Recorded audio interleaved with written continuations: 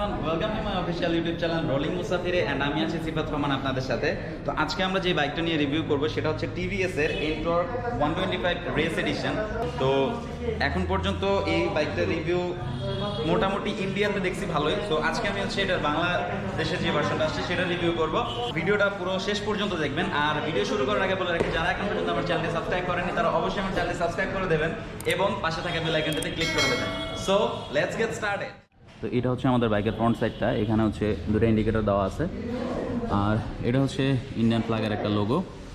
আর এখানে দেওয়া আছে হচ্ছে স্মার্ট এক্স কানেক্ট, যেটা সম্পর্কে আপনাদেরকে একটু পরে বলতেছি। সবচেয়ে বেশি যে জিনিসটা আমাকে সবচেয়ে বেশি জোস লাগছে সেটা হচ্ছে এই হেডলাইট প্লাস হচ্ছে ডিআরএলএস। এই ডিআরএলএসটা হচ্ছে এদের নিউ এডিশন, যার কারণে বাইকটার লুকটা ফ্রন্ট থেকে আরও বেশি অ্যাগ্রেসিভ হয়ে গেছে। আর এখানে যদি মাডগার্ডটার কথা বলি, মাডগার্ডটা আপনার হচ্ছে এই পাশটায় গ্লসি রেড পাচ্ছেন, আর এখানে হচ্ছে আপনারা ম্যাট ব্ল্যাক পাচ্ছেন। সো মোটামুটি কম্বিনেশনটা ভালোই। বাইকের ঠিক ড্যাশবোর্ডের নিচে হচ্ছে এখানে হচ্ছে আপনারা একটা হুক পেয়ে যাবেন। এখানে নিয়ার অ্যাবাউট 10 থেকে 12 কেজির মতো হচ্ছে আপনারা ব্যাগ বা যে কোনো কিছু ক্যারি করতে পারবেন। তো এইখানে হচ্ছে একটা হুক দেওয়া আছে, আর একটা হুক হচ্ছে এখানে দেওয়া আছে। এখানে হচ্ছে আপনারা যে কোনো বাজারের জন্য ব্যাগ ট্যাগ যে কোনো কিছু হচ্ছে আপনারা ক্যারি করতে পারবেন খুব ইজিলি। সাইডের ভিউটা যদি বলি, সাইডের ভিউতে কিন্তু এখানে সুন্দর মতো গ্রাফিক্সের কাজ করা আছে। এখানেও লেখা আছে হচ্ছে এন্টর্ক 125 রেস এডিশন। আর এরপর যদি আমরা এটার ব্যাকলাইটটার দিকে আসি, ব্যাকলাইটটাতেও কিন্তু সেম ডিআরএলএস ইউজ করা হয়েছে, যার কারণে এটা পিছন দিয়ে দেখতেও আরও গর্জিয়াস লাগতেছে। আর এটার ইন্ডিকেটরের স্টাইলটাও খুব ভালো। তো এরপর চলে আসা হচ্ছে এটার ইঞ্জিন সম্পর্কে।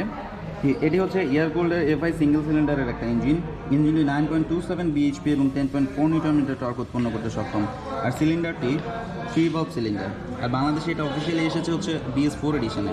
BS6 এবং BS4 এর মধ্যে পার্থক্য হলো BS6 হচ্ছে কার্ভ ভার্সন এবং BS4 হচ্ছে এফআই ভার্সন। তো এরপরে চলে আসি এটা ব্রেকিং সিস্টেম সম্পর্কে। এটা তো দেওয়া হয়েছে সিঙ্ক্রোনাইজ ব্রেকিং সিস্টেম। সামনে ডিস্ক ব্রেক এবং পিছনে হচ্ছে ড্রাম ব্রেক ইউজ করা হয়েছে। সামনের ডিস্কটা টায়ারের সাথে কম্পেয়ার করলে ইটস কোয়াইট গুড। আর এটার সামনে হচ্ছে সিঙ্ক্রোনাইজ ব্রেকিং সিস্টেম দেওয়া হয়েছে, যেটাকে আমরা হচ্ছে বাইকের ক্ষেত্রে বলি হচ্ছে CBS বা কম্বাইন্ড ব্রেকিং সিস্টেম। স্কুটারটা লেফট সাইডে এখানে হচ্ছে আপনার কিকার দেওয়া আছে। আপনি এটা সেলফি ইউজ করতে পারবেন, প্লাস কিক দিয়েও বাইক স্টার্ট দিতে পারবেন। আর আরেকটা জিনিস যেটা বলে রাখে সেটা হচ্ছে এই পাদানিটার কথা। এটা হচ্ছে এখন পর্যন্ত কোনো স্কুটারে এই পাদানিটা দেওয়া হয়নি। সাইডে যদি কোনো লেডিস এক সাইড হয়ে বসে, যার কারণে এটা হচ্ছে তার পা রাখার জন্য অনেক বেশি উপকারী হবে। অনেকে এক্সট্রা করে পরবর্তীতে আফটার মার্কেটগুলো লাগিয়ে নেয়, কিন্তু আপনি এই বাইকটাতে এটা এক্সট্রা করে লাগানোর কোনো দরকার হবে না আপনার। এখন হচ্ছে এটা আরেকটা ফিচার সম্পর্কে, সেটা হচ্ছে হ্যান্ড ব্রেক। তো এই হ্যান্ড ব্রেকটা আপনি যখন কোনো ভালো কোনো রাস্তায় আপনার স্কুটারটা পার্ক করবেন, তখন হচ্ছে জাস্ট প্রেস করে দিয়ে দেবেন, ব্রেক হয়ে থাকবে। আর ইজিলি আপনি এটা আবার রিমুভ করতে পারবেন, জাস্ট প্রেস করে ছেড়ে দেবেন, হয়ে যাবে। তো এটা হচ্ছে হ্যান্ড ব্রেক সিস্টেম। এই সিস্টেমটা হচ্ছে নতুন করে অ্যাড করা হয়েছে, এই জিনিসটা খুব ভালো করছে। এরপর আসি এটা ড্যাশবোর্ড সম্পর্কে। এখানে হচ্ছে আপনার আপার অ্যান্ড ডিপার দিয়ে দেওয়া হয়েছে। এটা হচ্ছে আপনার ইন্ডিকেটর সুইচে right indicator, left indicator, and হচ্ছে প্রেস করলে হচ্ছে ইন্ডিকেটর অফ। এটা হচ্ছে আপনার হর্ন। এখানে আরেকটা জিনিস আপনাদের বলি, সেটা হচ্ছে আপনার বাইকে চাবি দিয়ে অন করার সাথে সাথে কিন্তু আপনার এখানে সার্ভিসের সিগন্যাল দিবে, আপনার হেলমেট রিমাইন্ডার দিবে এখানে আপনার হেলমেট পরার জন্য। এপাশে হচ্ছে আপনার ফুয়েল, এপাশে হচ্ছে আপনার ইঞ্জিন RPM শো করবে। আর একটা হচ্ছে এখন ফুয়েল যেহেতু নেই সেহেতু ফুল এমপিটি দেখাচ্ছে। আর একটা হচ্ছে এখানে কিন্তু দুইটা মোড আছে, একটা হচ্ছে স্পোর্টস মোড আর একটা হচ্ছে স্ট্রিট মোড। এই যে স্ট্রিট মোড, তো স্পোর্টস মোডে আপনারা মাইলেজ মোটামুটি একটু কম পাবেন স্ট্রিট মোডের তুলনায়। স্ট্রিট মোডে যদি আপনারা 45 to 47 পান, সেখানে মাইলেজ আপনি স্পোর্টস মোডে 3 থেকে 5 লিটারের মতো আপনারা কম পাবেন। আর আরেকটা যেটা বলেছিলাম স্মার্ট এক্স কানেক্টের ব্যাপারে, সেটা হচ্ছে টিভিএস যে একটা অ্যাপস লঞ্চ করেছে রিসেন্টলি।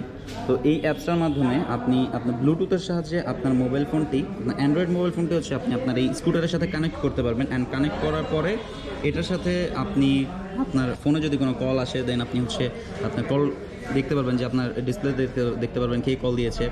তো এছাড়া আরও অনেক ফিচার্স আছে। এই ফিচার্সগুলো নিয়ে আমি এরপরে আরেকটা ভিডিও বানাবো আপনাদের জন্য। শুধুমাত্র আজকে অ্যাপসটার ব্যাপারে বলে রাখি যে এখন স্ক্রিনে যে অ্যাপসটা দেখতে পাচ্ছেন, সেই অ্যাপসটার মাধ্যমে হচ্ছে আপনারা ব্লুটুথের মাধ্যমে আপনার ফোনকে এই স্কুটারের সাহায্যে কানেক্ট করতে পারবেন।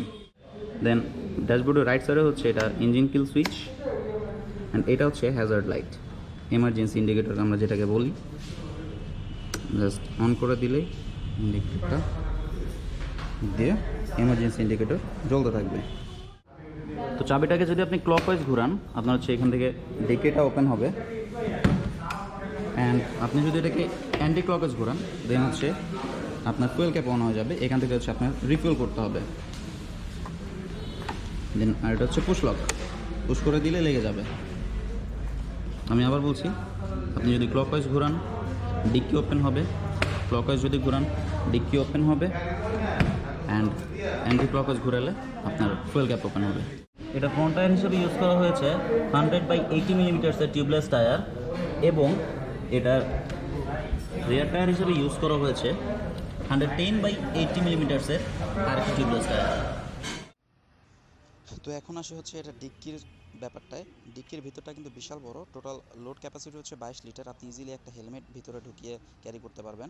এখানে আর একটা লাইট দিয়ে দেওয়া হয়েছে, এই লাইটের সাহায্যে আপনি অন্ধকারের ভিতরে ডিক্কিটা খুলে ভিতরে পরিষ্কারভাবে দেখতে পারবেন। এবং এই লাইটের পাশে কিন্তু একটা ইউএসবি পোর্ট দিয়ে দেওয়া হয়েছে, যেটার সাহায্যে আপনার ফোনের যদি চার্জ শেষ হয়ে যায় আপনি ইজিলি এইখানে ইউএসবি কেবল লাগিয়ে ফোনটা চার্জ করে নিতে পারবেন। সো এই জিনিসটা কিন্তু অনেক ভালো একটা এডিশন। তো বর্তমানে বাংলাদেশে এই বাইকটার অফিসিয়াল প্রাইস হচ্ছে 1,79,900 টাকা। তো এই ছিল মোটামুটি একটা স্পেসিফিকেশন। আর এখন হচ্ছে এটার একটা রাইড দিব, একটা ফার্স্ট ইমপ্রেশন রাইড ভিডিও বানাবো। তো চলো আগে রাইডে যাই, দেন যেতে যেতে কথা হবে আপনার সাথে। ওকে, তো এখন একটা ফার্স্ট রাইড ইমপ্রেশন ভিডিও বানাই, আপনাদের সাথে শেয়ার করি। মিটারটা কিন্তু আসলে সুন্দর করছে। হ্যাঁ, সো আগাই। হ্যাঁ, বিসমিল্লাহির রহমানির রহিম।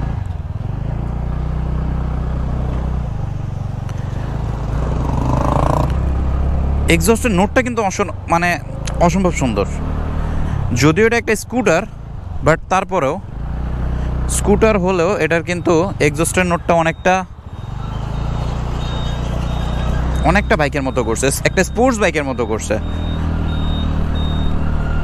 আমি যদি নর্মালি ফ্রন্ট সাইড ভিউর কথা বলি, ড্যাশবোর্ডটার কথা বলি, তাহলে আমি বলবো যে এটা নর্মাল অন্যান্য যেসব স্কুটার আছে সেসব স্কুটারের মতোই,